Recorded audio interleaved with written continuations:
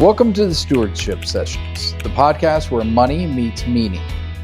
Here, we talk about building wealth with wisdom, shaping a mindset rooted in purpose, and pursuing a mission guided by faith. I'm your host, Jason Stanley, and together we'll explore intentional living, one conversation at a time. Welcome back.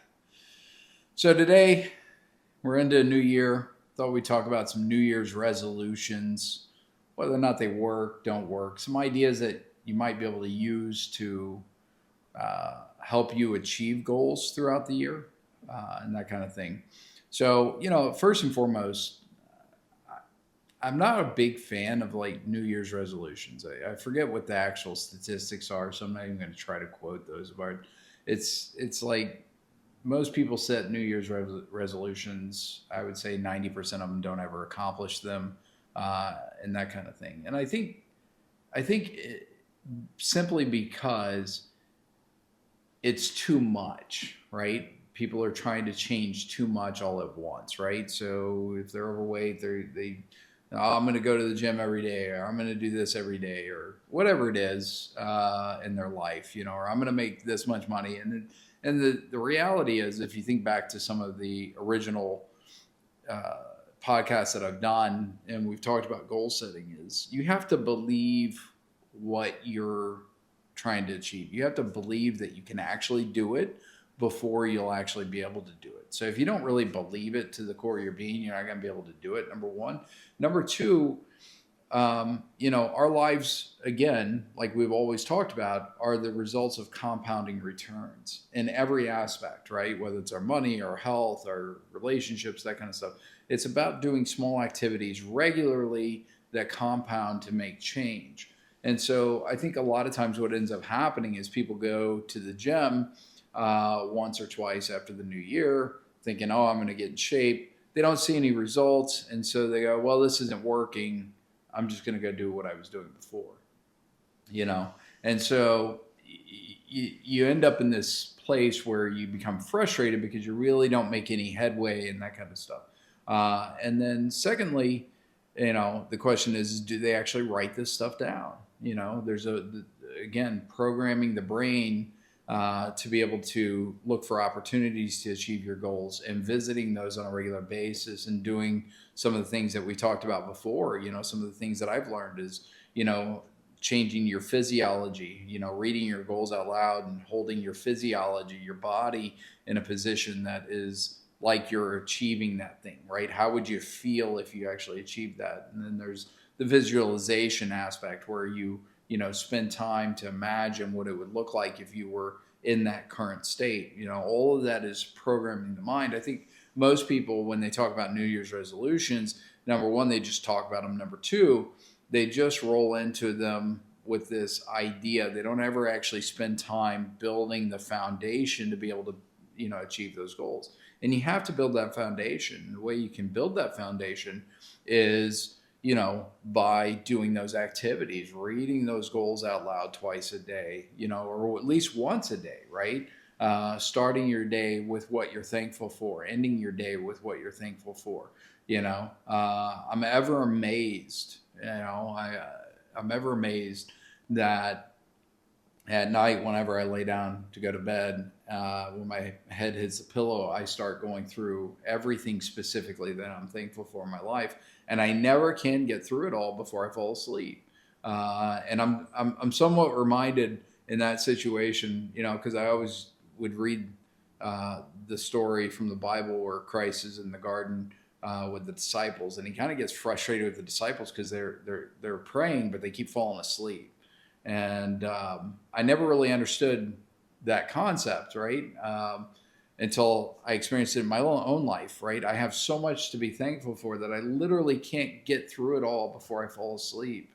And especially when you start naming things out specifically. And so you kind of get a better idea of how these guys could fall asleep praying and that kind of thing.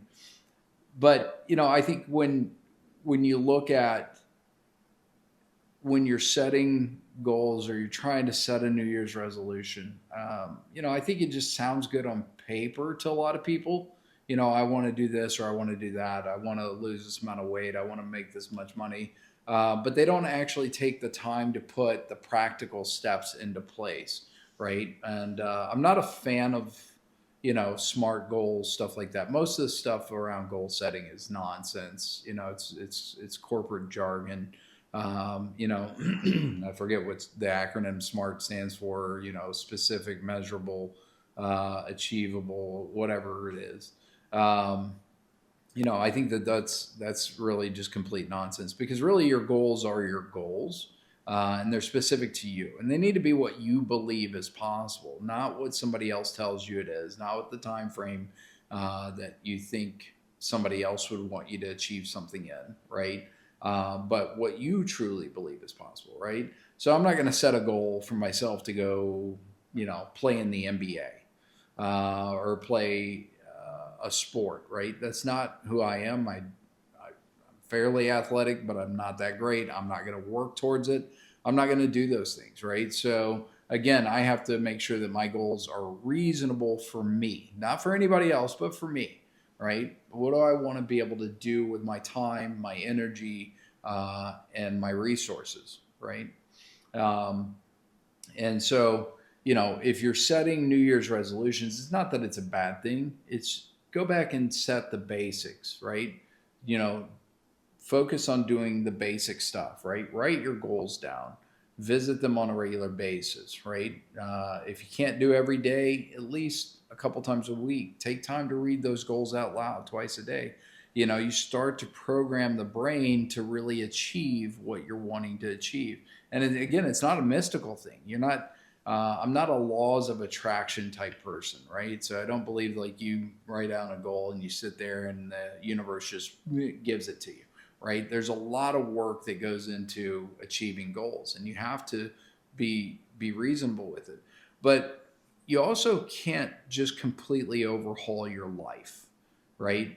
Because that's a daunting task. So you can't be like, oh, well, this year I'm going to quit drinking, and then I'm going to quit smoking, I'm going to get in shape, and I'm going to do this, I'm going to do that, and you set all of these kind of New Year's resolutions to try to make yourself a better, healthier person, better your relationships, whatever. And it becomes so daunting, you can't actually do it, right? Again, we're creatures of habit. And not only do we default, our brains default to the path of least resistance, right? And so, again, it's easy to get into that state where you think, oh, I'm going to make all these big changes this year. I'm going to become a completely different person. And I would tell you that if you want to do that, start with something really, really small, right? It's really simple. Maybe it's, cleaning your room, or, deciding that you're going to do one activity, right? And watch the compounding effects that has throughout your entire life. And you may think, well, how does cleaning my room change my life? The fact of the matter is when you get focused in one area, it starts to spill over into other areas. Once you create an ongoing pattern of behavior, that starts to spill over in other areas of your life. So, health is an easy one to point at, right? We don't get overweight by going to McDonald's once, right? It's a consistent decision making that we do on a regular basis. It starts to compound and we get overweight.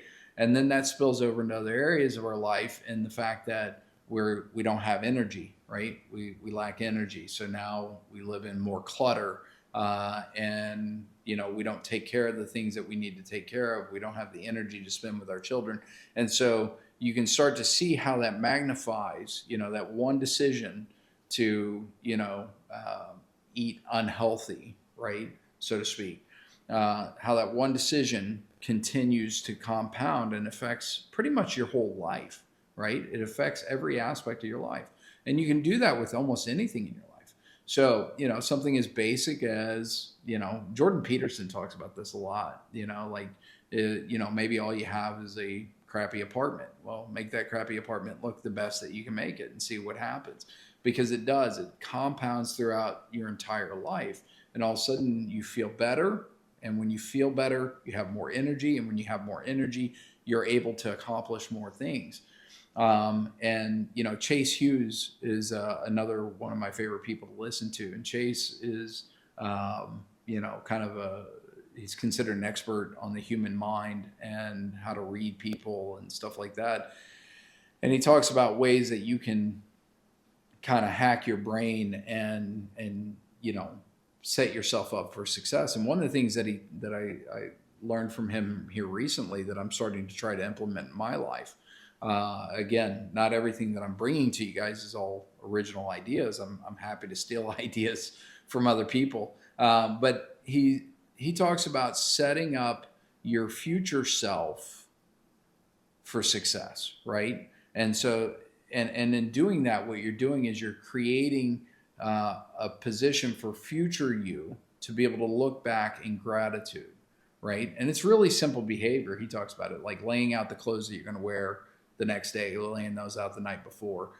He sets up his coffee maker, right? He puts the K-cup in the coffee maker. He puts the cup there so that when he gets up in the morning, all he has to do is push the button.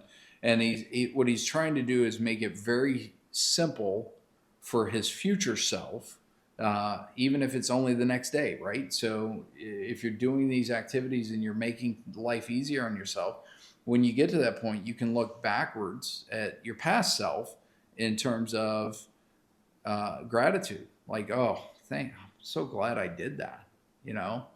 I'm so glad I set myself up to do that. This has taken a lot of, headache off of my shoulders, if you will, in terms of having to figure out what I'm going to wear, or, having to prep the coffee maker in the morning, stuff like that. And again, it's little bitty simple things that you do that start to compound over time.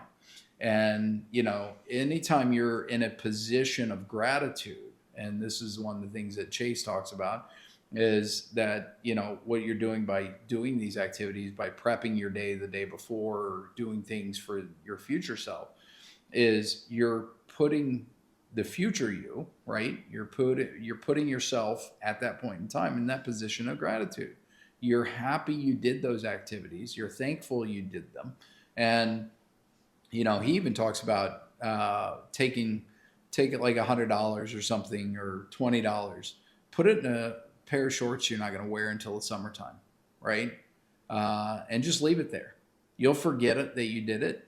And there's that moment when you actually reach in and grab it that you're like, oh, yeah, how many times have you done that? How many times have you reached in a pocket and you forgot you put money somewhere and you're like, oh, it doesn't matter if you have a lot of money or little money. It's always a good feeling when you realize that you have some cash that you didn't know you were going to have, or writing yourself a note and putting it somewhere that you're going to find it in the future, right? Something that you can be gracious about, and writing it in a good way, right? So those activities start to put you in that position of gratitude, and gratitude helps you feel more confident as well. So, again, it's not that I'm against New Year's resolutions. I think the reason that New Year's resolutions fail is a couple different reasons. But one is because you're delaying the start of something, right? Most people go, oh, when the new year starts, I'm going to start doing this, right? Why not start it now? You can start doing those activities now. But also, too, don't be so broad in what you're trying to accomplish that you get overwhelmed. It's near impossible to completely overhaul every aspect of your life. You drive yourself insane doing that, because you're essentially saying who I am right now isn't good enough. And so I've got to become this better person. And I would argue and say that it has to start with who I am is good enough, right? And therefore, in being good enough, I can do these little activities, and those things are going to compound through my life, right? So figuring out what you're good at, maybe, right? And focusing on those things. Maybe it's, you do want to get healthy, right? And so maybe it's you come up with a diet strategy. I'll give you one example. Like I've lost at this point in time probably close to 18 pounds over the past year. And actually my coach that I use, which if you guys don't have coaches, I highly recommend it. my coach that I use. It's not physical coach. This is just, business coach and that kind of stuff that I use for my goals is, she said, instead of saying losing weight, say releasing, right? Again, this goes back to what we've talked about in other episodes where we talk about the words that we use matter, right? Because when we think about losing weight, that's somewhat of a negative connotation, right? We're losing something, right? When we talk about releasing it, that's a different situation altogether. We're releasing this from our life. And it's a really, in changing that word, I was able to release, I don't know, I think, like I said, 17, 18 pounds so far for the year. And it's really simple. I didn't want to have to, I knew that I wasn't good at counting calories. I knew that I still wanted to be able to enjoy, eating certain things and that kind of stuff. And so, again, this is what's worked for me. It's not what I'm recommending. And by no means am I a health expert at diet. So if you're watching this and you go, oh, that's complete crap, I'm not doing that, that's fine. You figure out what works for you. But, so mine was very simply Monday through Friday evening. I generally would do intermittent fasting and I would eat once a day and I would only have protein. So I cut out all carbs and sugar Monday through Friday evening. Friday evening, I was allowed to have a few drinks. I could have carbs, I could have pasta, whatever. And I would do that Friday, Saturday, and Sunday and go right back to it on Monday. And in doing that, what I found was I was able to stay disciplined enough during the week to stay focused on how I wanted to eat. And I started swimming, I started running again. And, I also box and lift. And so, I was able to stay focused on that. I don't try to make it to the gym every single day or necessarily work out every day. My goal is to do at least 3 days a week because I do live a fairly busy lifestyle and I'm traveling quite a bit. And so that makes it a little bit difficult at times. Again, my goal wasn't to count calories and count macros and be all beefy and, ripped. My goal was just to be healthy. And so I set specific goals and I created a system for myself that has allowed me to work within who I am as an individual, right? What I'm good at, what I'm not good at, excuse me. Like I said, what I'm good at, what I'm not good at. I know that if you ask me to sit down and meal prep and count calories and macros and micros, I'm not doing it. It's just not my personality. It's not how my brain is wired. And that literally overwhelms me to the point I just don't want to do it. Right. And so, I created a flexible system in which I can do not a diet, but a lifestyle that I can sustain and still be able to enjoy my life and not feel like I'm restricted. Right. And the same thing goes for money, right? I'm not a big fan of budgeting, so to speak. Like I'm never going to be somebody that stuffs money into envelopes and goes, oh, well, this money's for this and this money's for that and that kind of stuff. But yet I can create a more fluid type of budget that I can stick to in terms of, hey, I know that this much needs to go here. I know that as soon as I get paid, this much goes into my investments and so on and so forth. And so I think ultimately, as you think about goals and New Year's resolutions, some people just don't even set them anymore. And I'm a fan of that. But, I think in all areas of our lives, we should be setting goals and trying to better ourselves. But I think we need to do it with honesty about who we are. And then how do we make it bite-sized, right? So again, picking one thing that you can do and that works for you and sticking with it long enough that it becomes a behavior, right? And it's not just, or it becomes a habit, so to speak. And I forget the time frame that they say that it takes to create a new habit. So in the beginning, it's a little bit of work, but over time, it just becomes a habit. And it can be something as simple as get up and make your bed in the morning, right? I'm not doing that. So, that's, you have to figure out what it is for you that can put you in that position of excitement for achievement. You've achieved something throughout the day. You feel good about what you've done. And when you feel good, you have more energy. And when you have more energy, you can do more, right? So, again, not trying to overhaul who you are. Being honest about what your strengths and your weaknesses are, I think, is really an important thing that most people don't actually do. You don't have to make yourself good at everything you're bad at in life, or that's not your strong suit. I'll give you an example. I have an entire team that helps me manage my schedule and manage my notes on clients and stuff like that, because for me to sit down and put in notes into a CRM or something like that, based on conversations I've had with clients, there's like a little war that happens inside myself. Like there's this little kid that still lives inside of me. He's like, no, I'm not doing that, and I will do everything else but that, right? And it's just how my personality works, how my mind works, and that kind of stuff. And so I have a team that helps me with those things. And maybe you're not at a place that you can have a team that helps you with those things. So, but maybe you can outsource that, right? Figure out what you're good at, figure out what you can outsource, and then exploit your strengths, because I think a lot of times we get too hyper focused on what we're not good at, right? And when you're really focused on what you're not good at, that's where your energy is going. And whatever you're giving energy to, you're giving life to, right?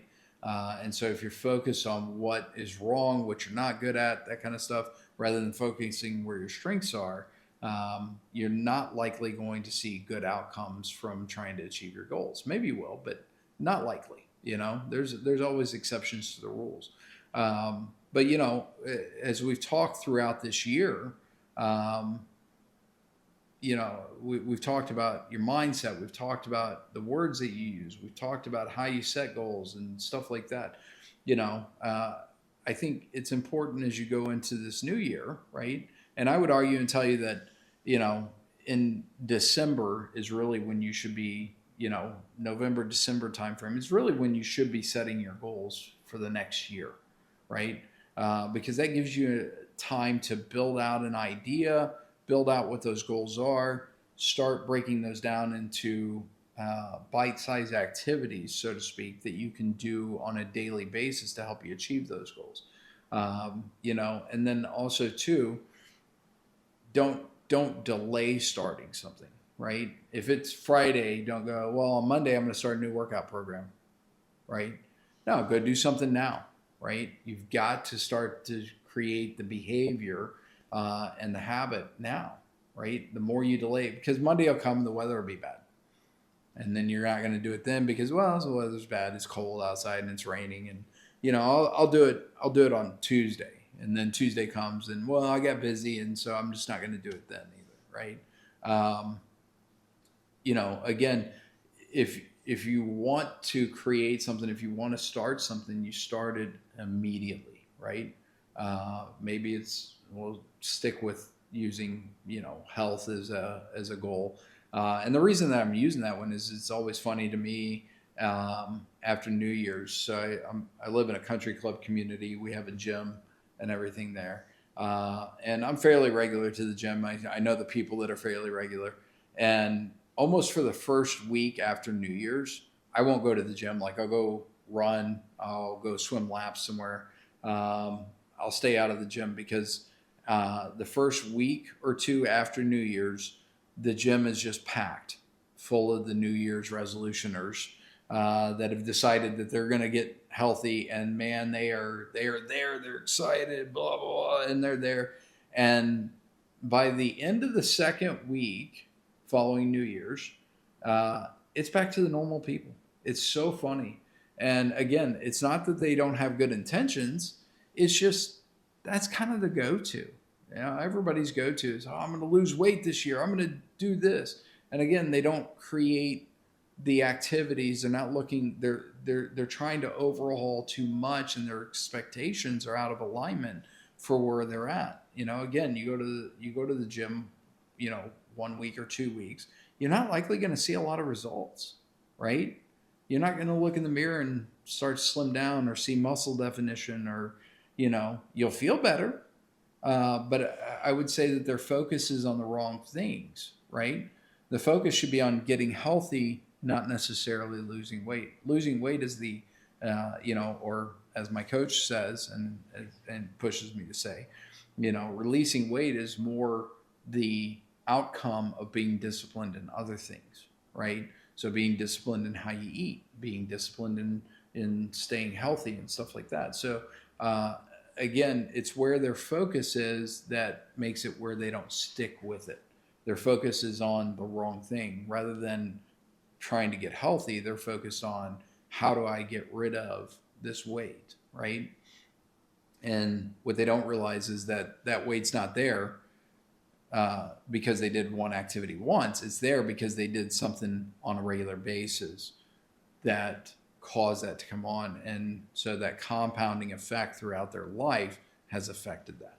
So again, maybe it's starting something simple like, 2 days a week I'm going to eat a salad, or 2 days a week I'm going to not have sugar, and starting with something that's more bite-sized, that's easier to accomplish right now. And then you implementing some of the things that, I've learned from other people, reading those goals out loud twice a day, embodying how you would feel if you were that person, right? And I think a lot of people look at an event, and we've talked about this in other episodes as well. So this is kind of a year recap, if you will. But a lot of people look at certain events and think, well, when I get there, I'm going to be this person, right? I'll become that person when I get to this point, right? And the reality is you can't get to that point if you don't become that person now, right? So it takes a little bit of rewiring of your brain. So if you want to, start with, if you want to be healthy, right, you have to start to wire your brain to be a healthy person now. You're not going to do certain activities and suddenly be healthy and feel better. You have to start with things now that you can actually do. But again, be honest with yourself. Be honest with what you're good at, what you're not good at. If you don't like running, right, and that's not a passion of yours, don't say you're going to run a marathon, right? I had a friend a couple of years ago. She was training for a triathlon, and she said, "Do you want to do a triathlon with me?" And I said, "Absolutely not. Yes, I like to run. Yes, I like to swim. Do I want to do all three of those activities in a day? No, I don't, right? It's just not a passion of mine. But I have run marathons, right? I've got, some awards and stuff like that behind me where I've run marathons because I enjoyed that aspect of it. That was something I believed was possible for me. That was something I could see myself doing, right? I don't want to be a power lifter, those kinds of things. In business, and how I set my day up. I'm not a person that gets up super early. I don't like waking up early. I don't feel like I have a lot of energy when I do. I am more alive later in the day. I get more accomplished in the mid-afternoon to early, throughout the evening. And so I spend my evenings, learning, studying, doing research, doing business activities, and that kind of stuff. And so, there's all kinds of stuff that's out there that I would say is nonsense ideas. I've seen videos on YouTube of, the 5 a.m. club. If you get up at 5 a.m., you're going to be more successful. It didn't work for me. I tried it, and it was horrible. I spent 7 years in the Army where I had to be up early. I hated it. So I'm just not going to do those things. And you know what? I'm still successful. I've become a lot more successful than what I ever dreamed I would become. But it didn't happen on accident. It was doing behaviors that I knew that I could accomplish on a regular basis, feel good about, right? Or as Shay says, doing things for my future self, so that I'm always looking backwards in gratitude. So pick those things that you think you can actually do and achieve if you're going to set a New Year's resolution, or maybe you already have, right? Because we're in the new year. So if you've set a New Year's resolution, look at it. Be honest with yourself. Is it a complete overhaul of who you are? If it is, I would tell you to drop it because it's probably not going to work for you. You know, focus on one activity and get really good at that activity, right? Maybe it's cleaning your room, making your bed. Maybe it's, doing something on a regular basis. Maybe it's eating a certain way a couple times a week. Maybe it's, going to the gym 2 days a week or something like that. If you make it more bite-sized, it becomes a lot easier for you to do and become consistent at. And whatever you become consistent at becomes that habit. And once it becomes that habit, it starts to spill over into the rest of your life. Again, it's easy to look. I keep talking about health in this because that seems to be the goal that everybody sets at New Year's. Like as soon as these holidays are over, I'm going to start eating right. The reality is you're not, if that's what your goal is. So focus on what you can do. Maybe a couple days a week you're eating healthy. Maybe a couple days a week you go to the gym or go do an activity that you like to do. Maybe you like to go for a walk. Go for a walk. It doesn't have to be anything crazy or over the top, but it's about doing things regularly, right? In your business and whatever you want to achieve. And maybe it's you want to, get out of debt. Well, what does that mean, right? Maybe instead of focusing on getting out of all debt, you focus on let's get one debt paid off, right? And create the activity. I'm going to send an extra $5 a month to paying that debt off, or $10 a month, right? Again, when you're looking at the mountain, it's a lot harder to achieve when you break it down to what is the first step that I can take. Now all of a sudden you can climb the mountain, right? And it just becomes taking one step and then the next step and the next step and so on and so forth. Or the old adage of how to eat an elephant, right? It's one bite at a time. It's breaking it down into smaller things that you can do and stick with and be good at. And in doing that, it makes you feel better. And when you feel better, that starts to spill over into all areas of your life, right? So again, we're never where we're at because of one decision. We're there because of a compounding effect of a lot of decisions that we've made throughout our lives. So like I didn't, if you guys remember when I talked about being homeless, I didn't get homeless by, making one bad financial decision. I got there by making a whole bunch of them repeatedly. I didn't get successful by making, one good decision. I didn't go out and buy a lottery ticket and win a lottery.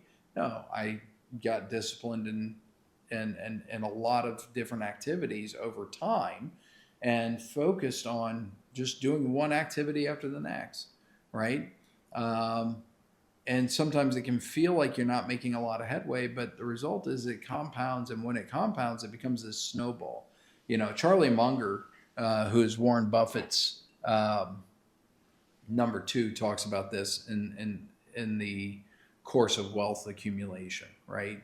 And the reason that most people aren't wealthy. Remember, Buffett and Munger are the only 2 people in Forbes wealthiest that got there by investing in stocks.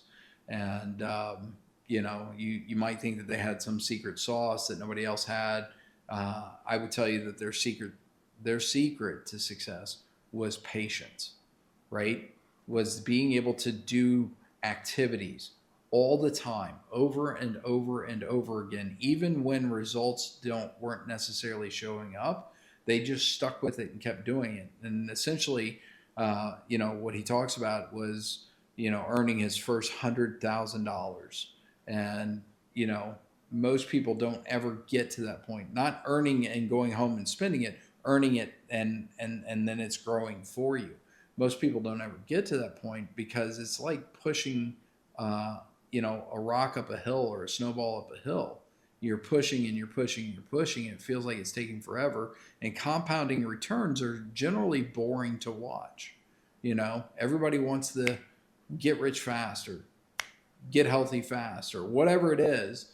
But compounding returns are actually really boring, but they're also very amazing, because you get to this point of critical mass where the compounding return then starts to take over, right? You're no longer having to push. The compounding is just happening.